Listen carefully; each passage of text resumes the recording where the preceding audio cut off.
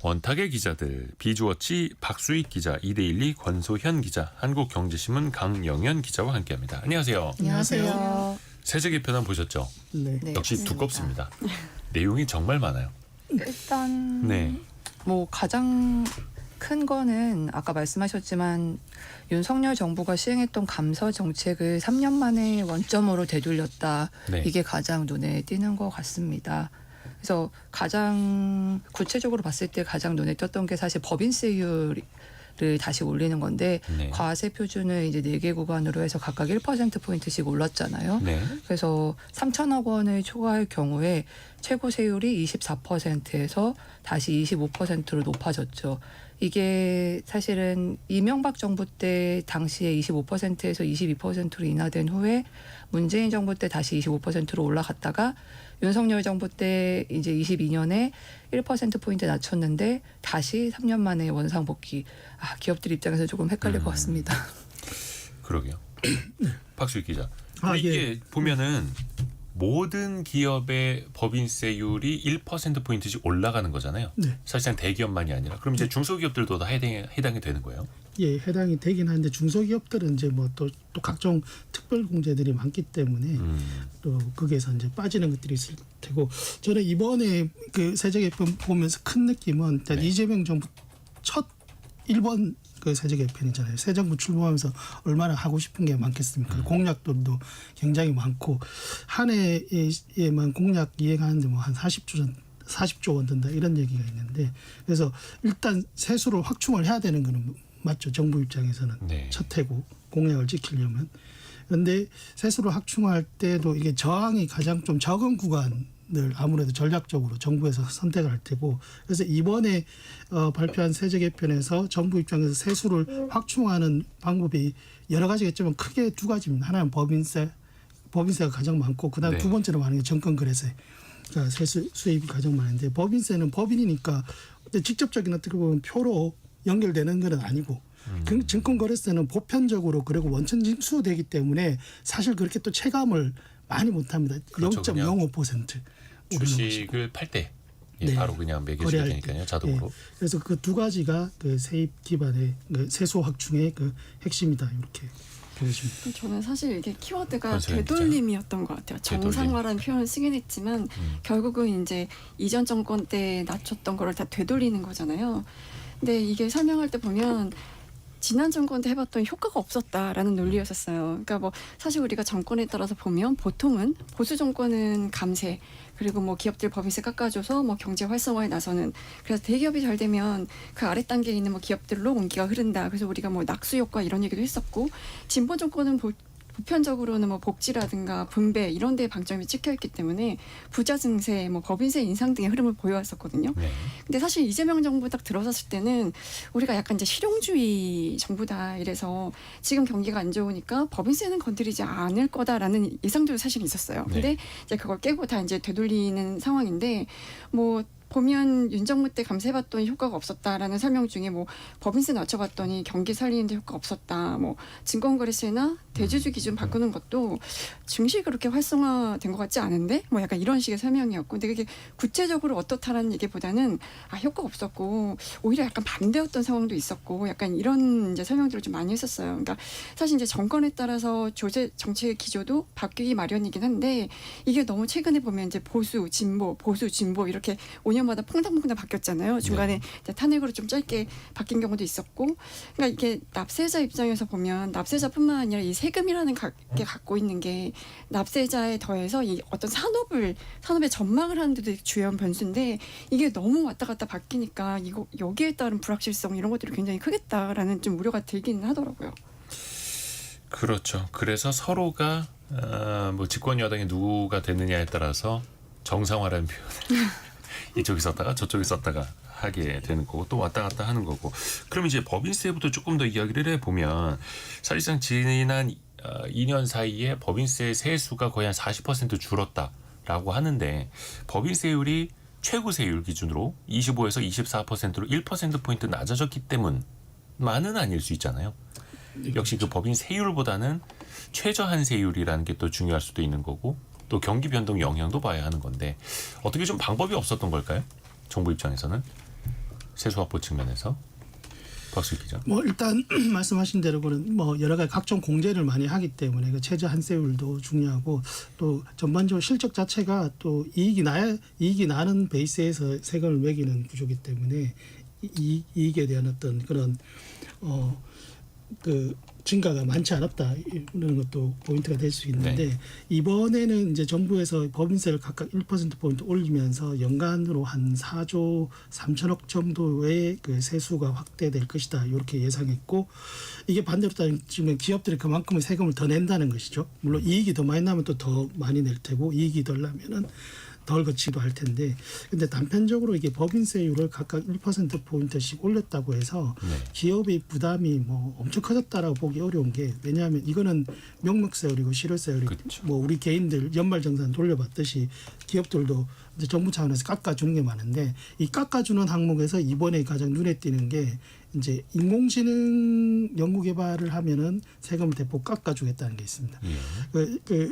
기본적으로 정부에서 이제 연구개발과 관련된 비용들을 여러 단계로 나눠가지고 비용들을 그 세금에서 깎아주는데 그 중에 가장 많이 깎아주는 게 국가 전략 기술이라고 해서 이름만 들어도 다 국가에서 전략적으로 키우는 기술 뭐 이런 뜻이잖아요. 이게 그동안에 반도체나 2차 전지, 백신, 바이오 이런 쪽이 포함됐는데 여기에 이제 인공지능을 추가시킨 겁니다. 이 얘기는 정부에서 법인세는 전반적으로는 조금 더 긋겠지만 인공지능과 같은 이런 국가적으로 전략적으로 키우는 산업에 대해서 연구개발을 열심히 하면은 이 부분에 대해서 우리가 세금 대폭적으로 깎아주겠다. 는 것이기 때문에 이쪽에서는 그러니까 법인세는 인상을 하더라도 우리가 꼭 필요한 투자에 대해서는 축소되지 않도록 유도하겠다라는 뜻이 뭐 담겼다라고 설명을 하고 있습니다. 오늘 주식시장 상황을 한번 보고 주식시장 관련된 또 세제 개편도 좀 이야기를 해볼게요. 현재 코스피는 1.8%, 코스닥은 2% 이상 급락을 하고 있네요. 코스닥은 상대적으로 더 오르지도 못했었는데 더 많이 떨어지고 있고 787선까지 떨어졌습니다. 코스피는 3,188.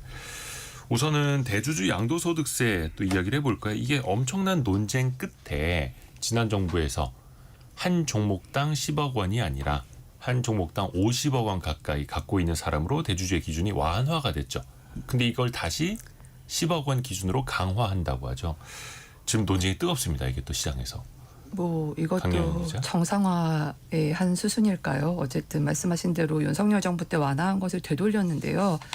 이렇게 뭐 대주주 되면 다 아시겠지만 양도사 차익의 20에서 25% 정도를 과세하잖아요. 그렇기 때문에 대주주의 범위를 넓히면 양도소득세를 더 많이 받을 수밖에 없죠. 근데 이렇게 되면은 사실 그래서 코스피보다 코스닥이 더 빠지는 거 아닌가라는 생각이 들기도 하는데 네. 코스닥 같은 경우에는 10억 원 기준을 맞추는 게 굉장히 어려울 수 있잖아요. 워낙에 시가총액이 작으니까. 네. 그래서 조금 그런 대주주 요건 강화로 인해서 좀 타격을 받을 수 있을 거라는 생각이 들고 사실 뭐 민주당 내부에서도 반대 의견이 나오곤 있긴 하지만 그 부동산으로 몰린 돈을 증시로 흘러 들어가겠다 하겠다라고 하는 게 사실 이재명 정부의 정부 기조였잖아요. 그런 네. 점에서 이제 투자자들이 이제 주식 시장에 많이 돌아가려고 하고 있고 그래서 그렇기 때문에 이제 코스피, 코스닥 다 많이 올랐는데 이게 약간 좀 역행하는 것 아닌가 하는 의문이 들기는 합니다. 그러니까 뭐 이소영 의원도 말했지만 사실 서울 아파트 평균 가격이 10억이 넘잖아요. 최근에 이제 거래된 기준으로 중간 가격이 14억 원이라는 통계도 나왔고. 네, 그런 서울 아파트 한 채를 가지고 있는 정도를 그러면 이제 부동산에 서울 아파트에 투자하는 게 더 나을 수도 있다는 거죠. 세금 같은 걸 생각해 봤을 때. 이런 점에서 조금 대주주의 세금을 조금 더 많이 내는 게 주식시장 활성화에 도움이 될까. 그리고 사실 뭐 매년 말 저희가 겪어왔었잖아요. 그 대주주 요건을 회피하기 위해서 많은 분들이 이제 매도를 하면서 시장이 많이 떨어졌었는데 이런 점에서 조금 아쉬움이 있다고 생각이 됩니다. 그러니까 네. 그 대주주 양도세를 회피하기 위해서 연말마다 주식 비중을 줄여놓고 그러다 네. 보니까 연말마다 특히 코스닥 개별 종목들 주가가 너무 안 좋아지고 그러면서 대주주 양도세를 회피하니까 사실상의 세수 효과는 없고 그러니까 시장도 망가지면서 세수 확보도 못하는데 이걸 다시 원상복구하는 게 맞느냐 이거는 이제 또 논쟁이 뜨겁고 혹시 반대되는 의견 있으세요? 원상복구하는 게 맞다 하는 의견? 는 없으시면 서수희 기자. 저는 반대는 아닌 거 저도 같은 생각인데 이게 네. 참 정부에서 목적이 뭔지가 좀 불명한 것 목적. 같습니다. 정부에서 밝히기로는 이렇게 대주주 양도세를 매기는 대주주 기준을 50 시가총액 기준 50억에서 10억으로 낮추면 강화하면 연간 한 2천억 정도 세수 수입이 들어올 것이라고 생각을 하더라고요. 과연 이렇게 들어올까 나중에 한번 검증을 해봐야 되는데 이게 통과된다면 말씀하셨듯이 연말에 이렇게 팔고 많이 하면서 누구나 합법적인 방법으로 세금을 덜 낼 방법이 있으면 그걸 찾겠죠, 그죠? 그래서 이게 세수 증대를 위해서 했다면 실제 이만큼 세수가 안 거칠 것 같고 반면 연말에 좀 주식 매도라는 어떤 결과 행동은 분명히 나타나기 때문에 이게 뭔가 좀 목적은 불분명하고 결과는 분명한 이런 정책이어서 굉장히 좀 아쉽다 이렇게 근데 말씀드립니다. 실제로 정부가 설명하기로는 대주주 기준에 대해서 2017년 말에 기준을 강화했을 때는 주가가 오히려 상승했고 2023년 말에 기준을 완화했을 때는 주가가 하락했다라고 이제 설명을 했거든요. 그러니까 실제로 이제 이걸 시행을 해봐야 되는데 저는 이게 굉장히 이제 정부가 코스피 5천을 얘기를 하면서 여러 가지 방법을 총동원하겠다고 했는데 약간 상징적으로 결국은 이렇게 되네. 결국은 코스피 5천 갈 수 있겠어? 이런 얘기들이 좀 나올 수밖에 없는 명분들을 제공한 게 아닌가라는 생각이 좀 들어서 좀 아쉬운 면이 있습니다. 그러니까 그게 언제는 대주주 양도세 기준을 완화했지만 증시는 떨어지지 않았느냐. 근데 그게 어느 한두 해밖에 안 되는. 표본이 사실상 몇 개 안 되는데 그 대표성도 없을 테고. 이게 보니까 민주당 내에서도 코스피 5천 시대 위원회 이런 거 만들었지 않습니까? 그 당 내에서도 막 이제 찬반이 엇갈리고 있더라고요. 그래서 이제 증세를 원하는 의원들 그게 아니라 부동산 투자 자금을 주식시장으로 이끌어야 한다. 시장을 활성화하는 게 나중에 세수 자체가 늘어나는 데 도움이 된다라고 또 보는 의원들 또 그 안에서 갑론의박이 더 이어지고 있더라고요. 그러면서 또 하나 빠질 수 없는 게 그 배당소득 분리과세 이야기를 좀 해볼까요? 이게 예전에 박근혜 정부 때 잠깐 한시적으로 했던 건데 배당소득 분리과세를 이번에 한다라고 이야기를 했는데 정작 배당주들이 폭락을 하고 있습니다.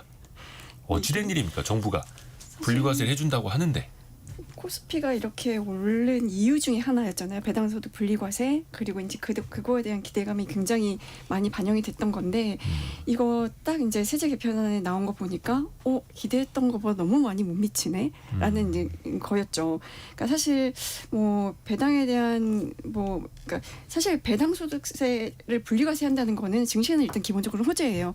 원래 배당세라는 거는 기존의 종합소득에 묶어서 과세를 했던 건데 내년부터 만약에 이제 금융소득에서 배당소득만 따로 떼어서 세금을 부과하겠다는 거면 기본적으로 세부담이 낮아질 수밖에 없거든요. 네. 근데 우리가 이제 항상 보면 이제 예상 대비, 기대치 대비로 어느 정도 나왔냐라는 거를 봐야 되는 건데 배당에 대한 분리과세를 다 해주는 게 아니라 고배당 기업으로부터 받은 배당 소득만 대상으로 한다고 했거든요. 근데 이 고배당 기업의 기준이 보니까 굉장히 까다롭더라고요. 그러니까 전년 대비 현금 배당을 줄이지 않았으면서 배당 성향이 40% 이상인 기업이거나 배당 성향이 25% 이상이면서 직전 3년 평균보다 5% 이상 배당을 늘린 기업. 이거 리스트업하는데도 시간이 꽤 걸릴 것 같은데 오늘 아침에 증권사에서 리포트들 많이 나왔더라고요. 뭐 스크리닝 해보니 이런 종목들이 해당되는 것 같다라고 뭐 리포트도 냈던데 기재부가 이 대상인 상장사 이렇게 좀 스크린을 해보니 한 350여 개 정도로 추산이 된다라고 발표를 했어요. 근데 지난해 말 상장사가 한 2,600여 곳 정도 되거든요. 그럼 이 중에 13% 정도밖에 안 되는 거예요. 네. 그리고 또 하나가 이제 분리과세율도 좀 실망스럽다라는 건데 배당 소득이 2천만 원 이하는 14% 그리고 2천만 원에서 3억 원까지는 20% 그리고 3억 원 초과가 35%로 분리과세가 되거든요. 근데 이게 원래 이소영 민주당 의원이 냈던 분리과세안에 보면 배당 성향 35% 이상인 상장사의 배당 소득에 대해서 20%에서 25% 수준으로 과세하는 내용이 담겨 있어요. 네. 그러니까 이 안에 비해서 증시는 이 안을 기준으로 좀 기대를 했었는데 이거보다 실제로 나온 걸 보니까 조건도 까다로워졌고 과세율도 높아졌다라는 이제 분석이 나오니까 뭐 물론 이제 여당 내에서도 좀 이견이 있으니까 국회 논의 과정에서 조금 조정되지 않을까 하는 생각이 좀 들기는 하는데 생각보다 너무 까다롭고 세율도 너무 높다. 그러니 좀 실망스럽다. 이런 분위기인 것 같습니다.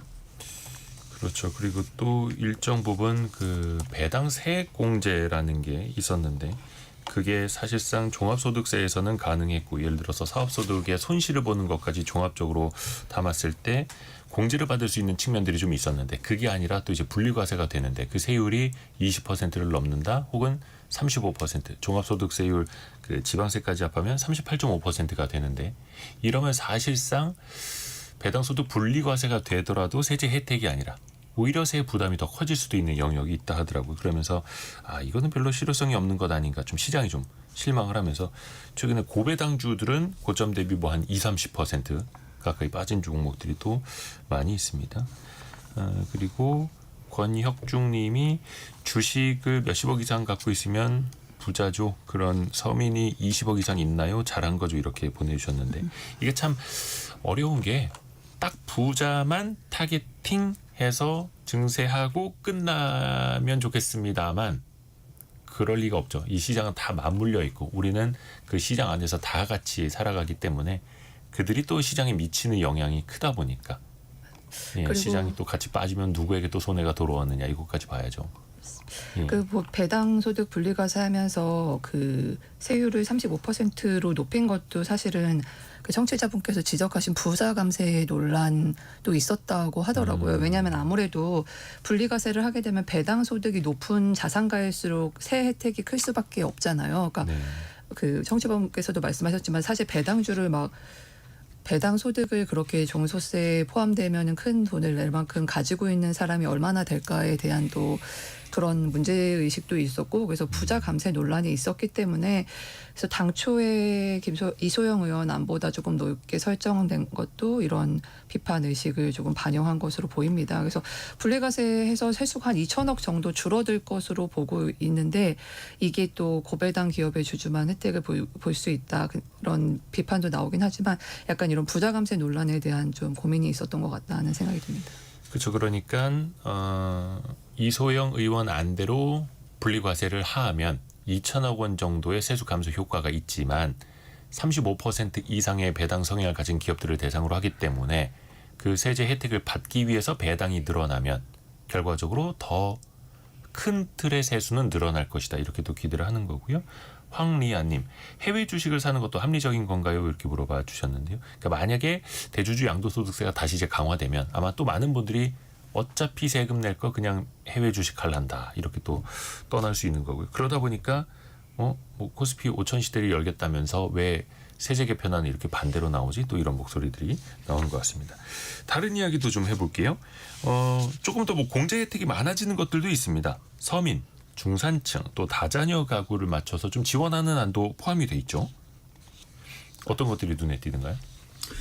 박수 기자. 예, 저는 뭐 가장 눈에 띄는 게 뭐 저는 해당 사항은 없지만 대학생 자녀를 두신 가족분들인데요. 네. 지금도 원칙적으로 부모가 대학생 자녀 등록금 대부분 많이 납부를 해주지 않습니까? 세액공제 대상입니다. 세금을 깎아준 대상인데 다만 네. 조건이 자녀가 소득이 있으면 안 됩니다. 그러니까 이게 다시 말해서 대학생 자녀가 이제 알바를 해서 돈을 벌면 그래서 그 알바 소득이 연간 100만 원 이상이면 부모가 내주는 등록금 세액공제 대상이 안 됐던 건데 이게 좀 되게 이상했던 거죠. 왜냐면 부모가 되게 돈이 많아가지고 자녀가 알바를 안 하고 그냥 편하게 대학 다녀도 되는 가지고는 세액공제를 해주는 것이고 부모의 지원이 충분하지 않아서 알바를 하는 가지고는 세액공제를 못 받는 되게 이상한 구조였는데 이번에 그래서 이 소득 요건 자녀의 소득 요건을 아예 없앴어요. 없애면서 그래서 자녀가 대학생 자녀가 알바를 해도 앞으로 부모가 내는 자녀 등록금 세액공제 대상이 되고 이렇게 하면 연간으로 한 600만 원 등록금 낸다 치면은 세액공제율 15% 적용해서 한 90만 원 정도 세금을 돌려받는 뭐 그런 안이 눈에 띕니다. 그리고 요거 하나만 더 이야기를 해야겠네요. 많은 분들이 이제 모르실 수 있는데 금융회사들이 그동안 교육세를 많이 내왔더라고요. 근데 그걸 또 2배 더 늘린다 하더라고요. 은행주들이 그래서 또 막 하락을 하던데 어떻게 봐야 됩니까? 지금 돈 버는 건설업체? 것들이 그런 것들이잖아요. 올해도 보니까 금융사들 실적들 굉장히 좋더라고요. 좋죠. 뭐 분기별 혹은 이제 연간으로 사상 최대 뭐 기대 뭐 이런데 결국은 이게 그 세금회가 법인세도 마찬가지예요. 법인세도 기업들이 경기가 좋아서 장사를 잘해서 돈을 많이 벌어야 법인세를 올려도 그 법인세가 들어오는 만큼 효과가 있는 건데 법인세를 낮춰도 사실 기업들이 만약에 장사를 잘해서 법인세가 늘어나면 플러스인 거고 만약에 법인세를 올렸는데 기업들의 이익이 안 좋다 그러면 들어오는 세수가 줄어드는 거잖아요. 근데 지금 이렇게 교육세를 물리는 걸 보고 아 지금 돈 버는 곳들에 이제 세수 부담을 좀 분담해라 이런 느낌이 좀 많이 들었어요. 저는. 많이 벌었으니 그렇죠. 증권사도 그냥 그렇고. 일반적인 법인세 말고 네. 예, 특목세라고 하죠. 교육세 같은 경우는 그것도 더 내라 하면서 이제 조 단위로 내왔다고 하는데 그게 계산으로만 또 이제 1조 원 이상의 세수 증가 효과가 있을 것이다. 이렇게 이야기가 나오더라고요. 물론 이거는 이제 국회에서 논의 과정을 거쳐야 하는 겁니다. 그렇죠. 정부의 안이라는 거고 국회 과정에서 또 어떻게 달라지는지도 저희가 또 계속해서 소식을 전달